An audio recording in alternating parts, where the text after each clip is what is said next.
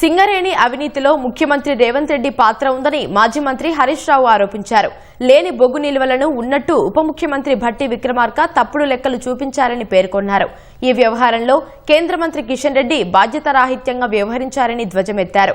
మంచిర్యాల జిల్లా కేతనపల్లిలో నిర్వహించిన సింగరేణి పరిరక్షణ సదస్సులో హరీష్ రావు పాల్గొన్నారు. ఈ సందర్భంగా మాట్లాడిన ఆయన సింగరేణి అంశంపై శాసనసభలో ప్రత్యేక సమావేశం నిర్వహిస్తే ఆధారాలతో నిరూపిస్తానని చెప్పారు. ఒకవేళ నిరూపించినట్లయితే రాజీనామా చేసి రాజకీయాలకు శాశ్వతంగా దూరంగా ఉంటానని హరీష్ సవాల్ విసిరారు. సింగరేణిలో 40 లక్షల టన్నుల బొగ్గు మాయమైందన్న హరీష్ రావు పలు స్కామ్లను ప్రస్తావిస్తూ గంట పాటు పవర్ పాయింట్ ప్రజెంటేషన్ ఇచ్చారు. విద్యుత్ ఉత్పత్తిలో 1000 కోట్ల అక్రమాలకు పాల్పడి కమిషన్లు దండుకున్నారని హరీష్ రావు ఆరోపించారు.